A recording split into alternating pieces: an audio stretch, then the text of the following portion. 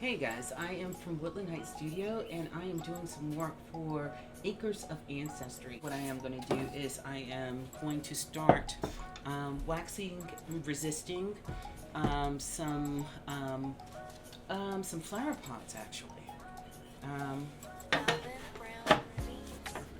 Yeah, so flower pots, this is what they call a gift and grip. Gift and grip holds things into place for you. So it's kind of messy right now.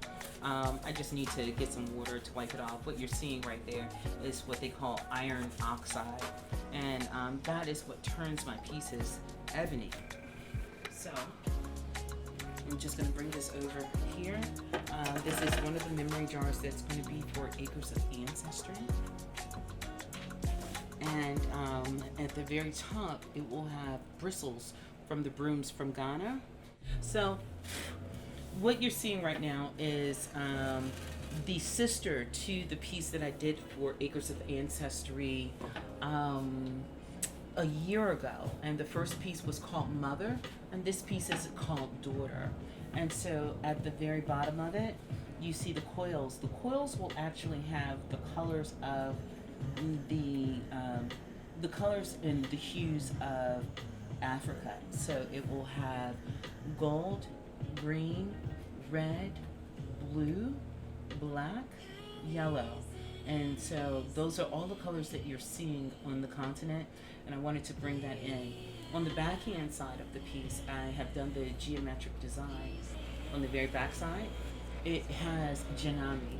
Janami means only God, God being supreme being.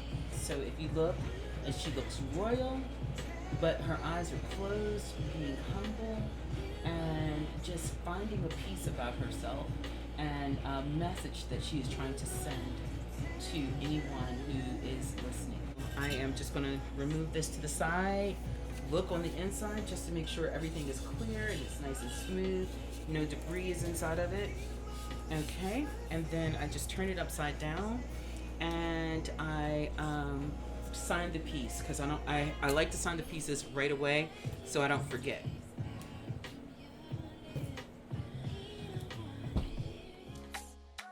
Dealing with clay, you're working with the earth, you're working with water, you're working with fire, you're working with air, and then the last thing that you're working with is the spirit of yourself. And that's what goes into these pieces. It takes a lot of work to process these pieces, hours really, to process it. So right now what I'm going to do is just pull this off to the side because I don't want to work with it just yet. And I'm going to go ahead and get some mugs in here.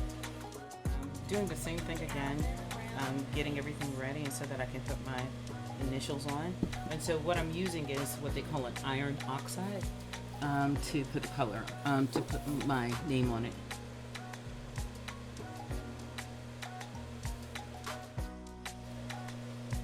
And then I come back again and wax resist that name.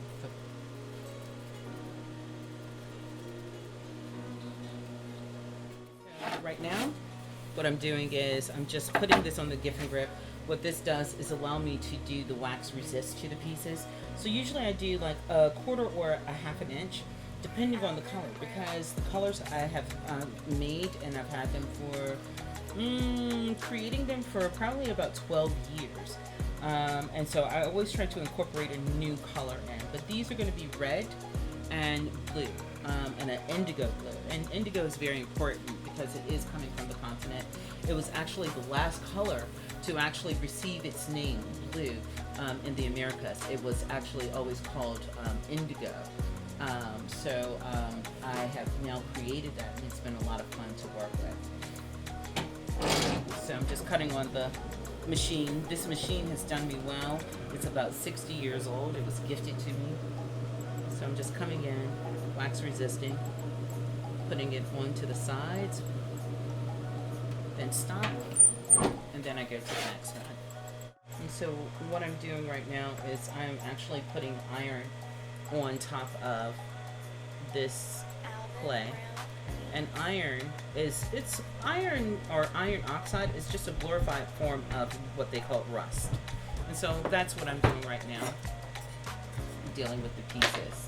And this is what helps it turn a dark ebony. So this clay is brown, and it will remain brown if I let it. But what I do is just make it turn darker. Just coming in here, waxing, and this is where the detail, you have to be careful. Now this is where you have to be really, really careful, because dealing with wax resist, wherever it lays, it will remain, and if it remains, then I have to refire this, and that's what I don't want to do. So I try to be as precise as possible, and so I'm holding it upside down, and so that if it does run, it's going to run into the work and not the pot itself.